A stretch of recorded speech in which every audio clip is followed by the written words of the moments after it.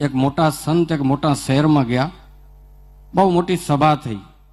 પછી એને નજરે એક અનુભવ કરેલી ઘટના એને સભામાં કીધી. એક ગ્રસ્તને ઘરે ભિક્ષા લેવા ગયા ને, તો પાણીના નળ નીચે ડોલ પડી હતી, અને ડોલમાં પડતું હતું પાણી, ડોલ ભરાઈ ગઈ હતી, અને પછી પાણી બધું બારે જાતું હતું. એટલે સંતે આ સભામાં કીધું કે આજે મેં નજરે એક વસ્તુ જોઈ અને મને એમાંથી થોડું જ્ઞાન થયું, તમને કહેતો જાઉં. કે શું જ્ઞાન? એ કે કોઈકને સલાહ આપવી હોય તો એટલી જ આપજો કે જેટલી સમજી શકે, નહીં તો ડોલ ભરાઈ ગયા પછી પાણી બધું બગડે જ છે. કે એટલે જાજી લોકોને સલાહ જોતી નથી, આપણે કોઈક સલાહ આપે એવી ઈચ્છા રાખવી, પણ હું સલાહ દઉં ને લોકો સુધરી જાય એવી સંતે કહ્યું કે એવી ઈચ્છા રાખજો નહીં, અને એટલી જ સલાહ દેજો જેટલું એનું પાત્ર હોય, નહીં તો તમારી દીધેલી સલાહ તમારી નજર આમે ઢોરાશે ને જોઈને તમે દુઃખી થશો.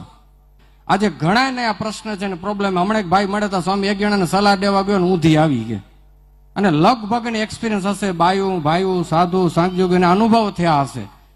એમાં આપણે સલાહ દીધી ને ઊંધી આવી, એમાં જેને લીધી ની એની થોડીક ભૂલ હશે, પણ આપણે સમજ્યા વિના એને દીધી એ આપણી ભૂલ હશે. જેમ પૂજ્ય સૂર્ય સ્વામી કીધું કે બાળકોને વઢીને કહેશો, આખો દી ટક કર્યા રાખશો ને સલાહ દેશો, એ ડોલ જોજો કેટલી ખાલી છે. જો ભરેલી જ પડી હશે અને પાત્ર નાનું હશે તો આપણી નજર આમે એ સલાહ ઢોળાઈ જશે ને આપણે દુઃખી થાશું.